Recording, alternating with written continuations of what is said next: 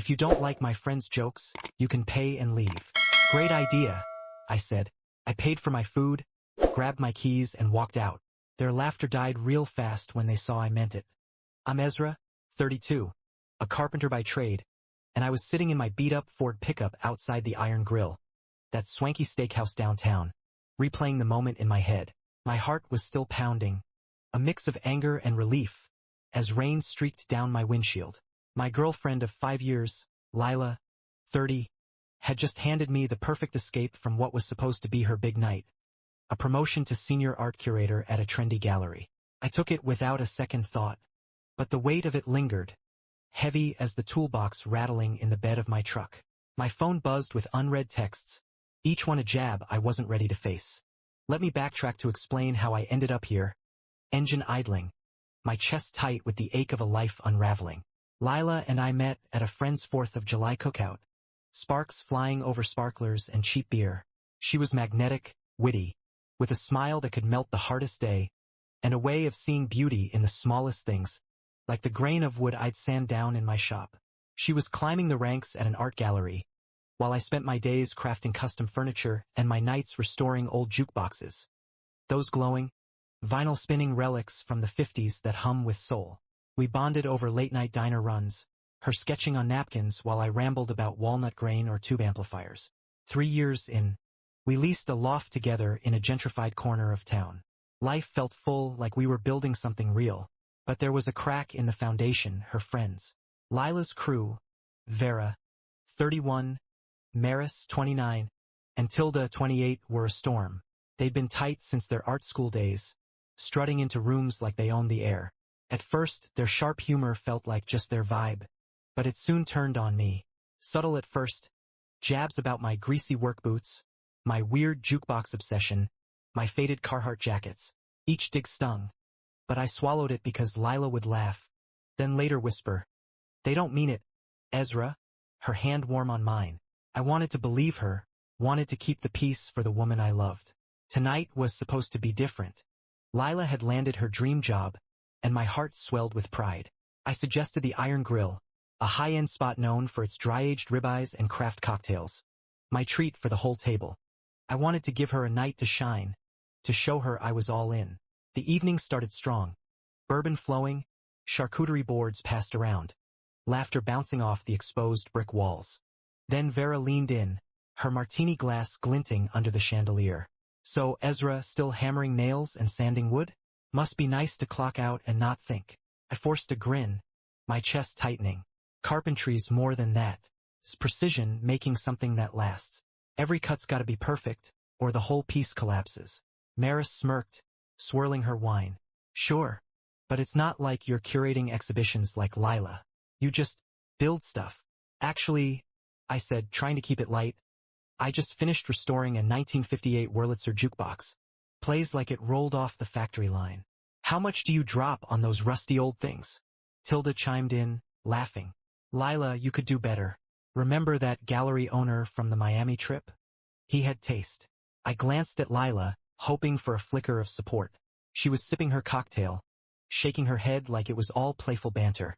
No defense, just a smile that said, "Relax, it's fine." The jabs kept coming through dinner. My calloused hands.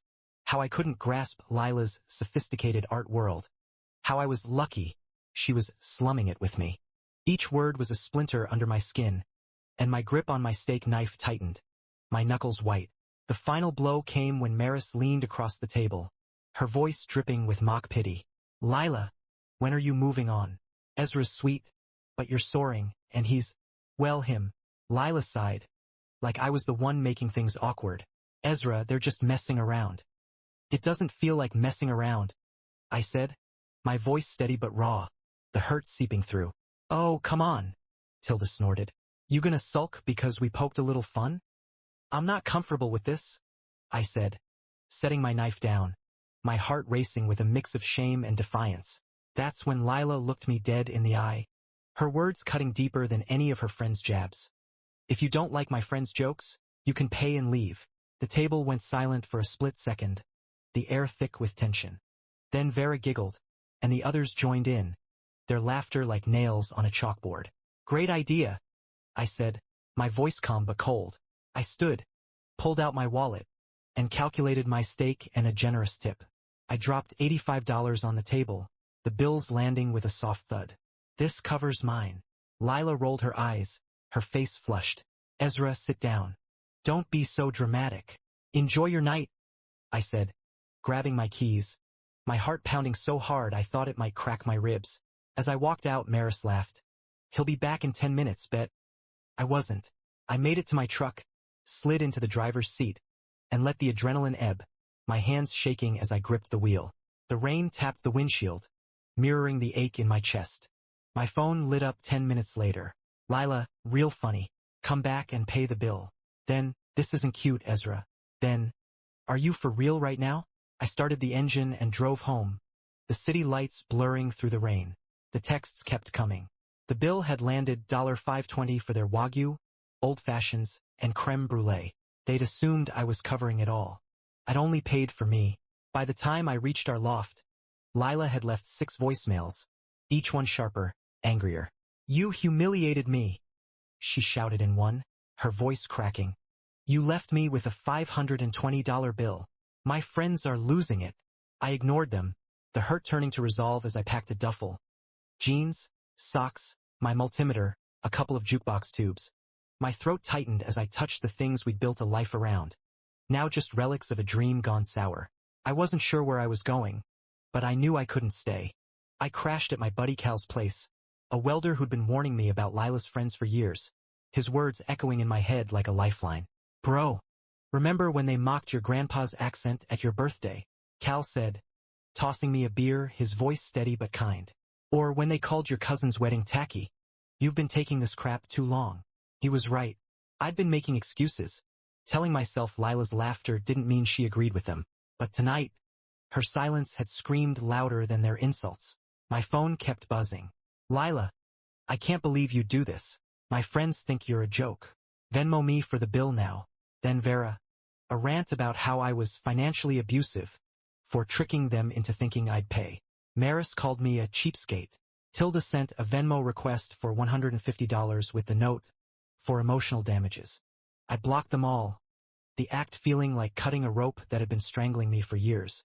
I tried to sleep, but the ache of betrayal kept me staring at Cal's ceiling. The next morning, I woke to pounding on Cal's door. It was Lila, her voice sharp and desperate. Cal, a saint, told her I wasn't there. I know he's here, she snapped. His truck's outside. Maybe he took an Uber, Cal said, stone-faced. She stood there for 20 minutes, yelling, calling my blocked number, her voice cracking with frustration.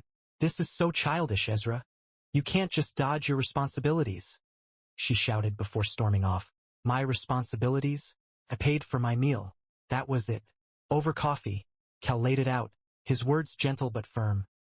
Man, her friends are poison, and she's letting them run the show. You're worth more than this. Around noon, a call from an unknown number. It was Lila, using her gallery's phone, her voice softer but still edged. Ezra, we need to talk. Okay, talk. Not like this. Come home. I'm good, I said, my voice steady but heavy with the weight of 5 years. You're being ridiculous. They were just joking. You embarrassed me and stuck me with the bill. I paid for my food, Lila. You told me to leave, so I did. I didn't think you'd actually leave. Who does that? Someone who's done being disrespected, I said, the words tasting like freedom and pain all at once. She switched gears, her voice trembling. Babe, I'm sorry. They went too far. Just come home and we'll sort it out. Can you at least send me money for the bill? I had to put it on my card. No, I said, my heart twisting but resolute. You invited us to celebrate your promotion. Your friends spent the night insulting me while you laughed. I'm not paying for that. You're unbelievable, she snapped, and I hung up, my hands shaking. She kept calling from random numbers. I stopped answering. Then a text from a new number. Hey Ezra, it's Rune, Tilda's boyfriend. Heard what went down. Good for you. They've been trashing you forever. Tilda showed me the texts, and you did the right thing. They're at Lila's now, plotting some kind of revenge. Heads up. Revenge? For what? For not bankrolling their night? My stomach churned at the thought, but I stayed at Cal's, plotting my next move. Our lease was in both our names, But I'd been covering most of the rent since Lila's salary went to her art supplies and aesthetic purchases. Vintage dresses, overpriced candles. That'd need sorting soon. What gutted me was Lila's refusal to see her friend's cruelty. Her focus on the money and her embarrassment instead of the years I'd poured into us. A few days later, I swung by the loft while Lila was at work to grab more stuff. A notice on the door. A noise complaint from the night before. Lila's strategy session with her friends had gotten loud enough to piss off the neighbors. Inside, the place was a wreck. Empty wine bottles, takeout containers, my workbench cluttered with their mess. My heart sank when I checked my workshop corner. My 1958 Wurlitzer jukebox, the one I'd spent months restoring, was gone. I found an eBay listing. Vintage jukebox, needs work, $250. My router and work gloves were listed too, dirt cheap. On Craigslist, my 1960 Seabook jukebox, half restored, was a project piece for $350. That thing was worth $2,000 as is, triple when finished. It wasn't hers to sell. My chest burned with betrayal, the kind that makes your hands shake and your eyes sting. I called the police non-emergency line, my voice thick with emotion. They said since we lived together, it was a domestic dispute. But selling my property without consent was theft. They advised documenting everything and filing a report. As I snapped photos, my landlord, Mrs. Delgado, texted, "Ezra, we need to talk about the lease. Lila says you abandoned the apartment and wants you off it. Also got a noise complaint. Call me." I called her, my voice steady despite the ache. "She's saying you've been gone weeks, Mrs. Delgado said. "I've been gone 4 days due to a personal issue," I said. "I'm in the apartment now." She made it sound different. "Look, you've always paid on time. Never had issues until now. If you want the lease in your name, I'm open to it." "What about Lila? She'd need to agree to be removed, or you both break the lease." "But that noise complaint's a problem. One more, and I can start eviction." I moved my remaining jukeboxes and tools to Cal's garage, taking only what was mine before Lila. The act felt like severing a limb, each item a memory of late nights with her laughter filling the loft. That evening, Lila came home as I loaded my truck, her eyes wide with panic. "What are you doing?" she demanded, her voice breaking. "Moving my stuff before you sell more of it," I said, my throat tight. "I needed money for that dinner you bailed on," she said, tears welling. "So you stole my tools?" I asked, the hurt raw in my voice. "It's not stealing. We live together. What's yours is mine." "That's not how it works, Lila," I said, my heart cracking. Vera pulled up, smirking. "Oh, look, the carpenter's here. You owe Lila $520, Ezra." "I paid for my meal," I said, loading another box, my hands trembling with the weight of it all. "You told me to leave, so I did." "Your ego's so fragile," Vera scoffed. "Working-class guys can't handle a little teasing." I laughed, bitter but free. "My ego's fine. My boundaries are just clear now." I closed the truck, Lila grabbing my arm, her touch desperate. "Ezra, let's talk. You're not seriously ending this over one dinner." "It's not one dinner," I said, my voice breaking. "It's 5 years of your friends tearing me down while you enabled it. It's you stealing from me when I took you at your word." Vera rolled her eyes. "You're so dramatic." I drove off, the weight lifting despite the tears stinging my eyes. Lila's voicemails followed. "You're right. My friends were harsh. But you didn't have to be so cruel. Please come home. I love you." Each word was a knife, but I was done bleeding for her. I filed a police report for the stolen items, attaching screenshots and receipts, my hands shaking as I relived the betrayal. The officer said they'd follow up with Lila. I met with Mrs. Delgado again. Lila refused to be removed from the lease, thinking she had leverage. She didn't know I documented everything. 2 more noise complaints came in. Her friends kept coming over, loud and drunk. She'd been harassing Cal's neighbors, demanding to know where I was. Mrs. Delgado served her a cure or quit notice. 3 days to fix the violations or face eviction. Suddenly, Lila was desperate to get off the lease. The dominoes fell fast. Rune, Tilda's boyfriend, texted again. He dumped Tilda after she called him a placeholder to Lila and the others. Without his income, Tilda couldn't afford her condo and tried moving in with Lila, violating the cure or quit notice. Maris's girlfriend left her after seeing her entitled texts to me. Vera, the ringleader, got fired from her boutique job for posting snarky comments about clients online. Without her paycheck, her lifestyle crumbled. I found a studio apartment near my workshop, cheaper rent, better energy. I'm back to restoring my jukeboxes, the hum of vinyl soothing the ache in my soul. I'm picking up extra carpentry gigs, each project a step toward rebuilding myself. Last week, Lila texted from her mom's number. I'm moving back home. The girls turned on each other. Tilda blames me for dating down. Maris says Vera ruined everything. Vera says we're all ungrateful.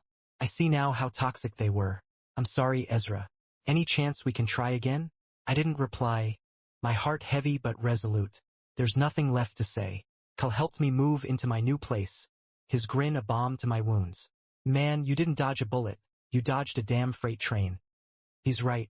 I ran into Rune at a dive bar last week. We grabbed burgers, swapped stories about our exes. The shared pain forging a quiet bond. We're both working-class guys who got tired of being punching bags. We're hitting a vintage electronics expo this weekend, and for the first time in years, I'm excited about the future. My sister called yesterday, said I sounded lighter, like the Ezra she knew before Lila's shadow dimmed me. She's right. Cutting out people who don't respect you feels like shedding 100 pounds. Lila and her friends wanted me to pay. They're paying now, just not how they expected.